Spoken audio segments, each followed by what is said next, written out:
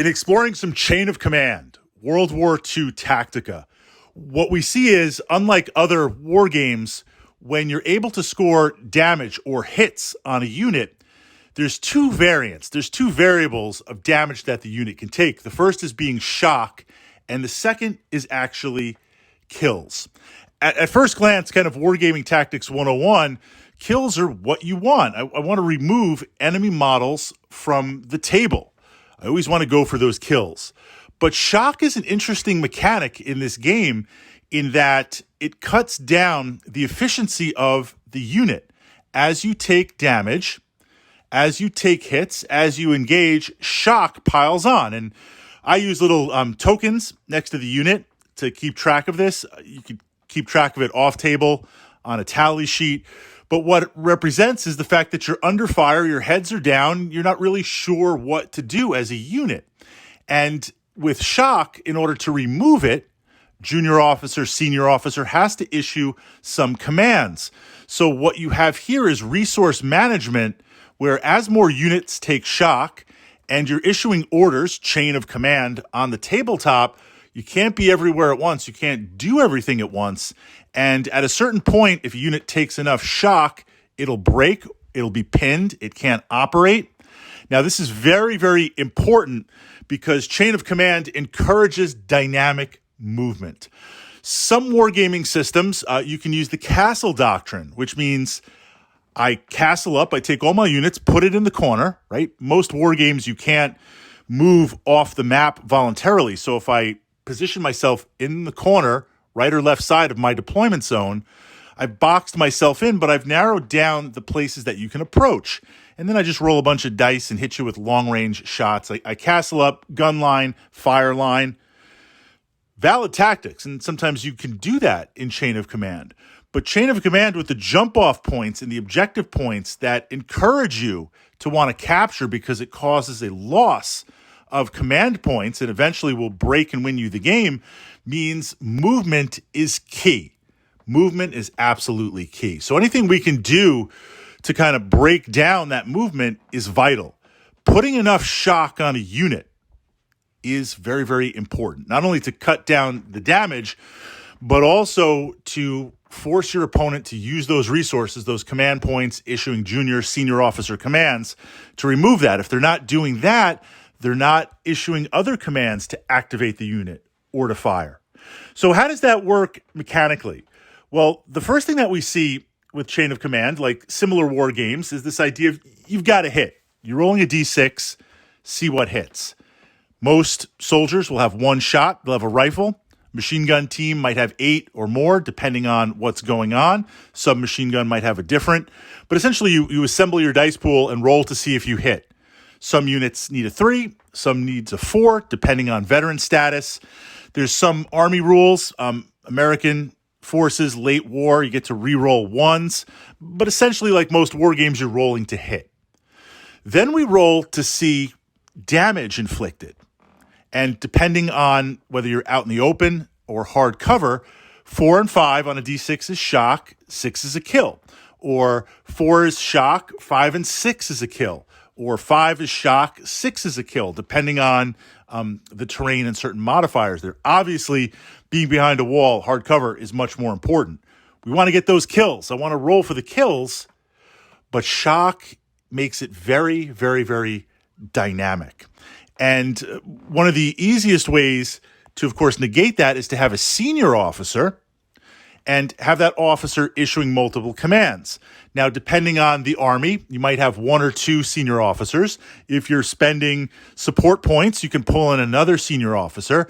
That's balanced with the fact that if a senior officer gets killed, that's a huge, it's almost an automatic hit on your command points to bring you down more and more. So this balance of, I want to have my senior officers, but how front and forward do they want to be? That risk versus reward. Obviously, the way you put on shock is to pile on more dice. This is kind of Wargaming Tactics 101. Being able to fire more weapons to put more shock on. This is why machine gun teams, especially late war machine gun teams, a great example is the MG42 German team, where you can position this unit effectively with unlimited range in a spot where if something crosses by or something moves, then you can fire all that dice and put on shock.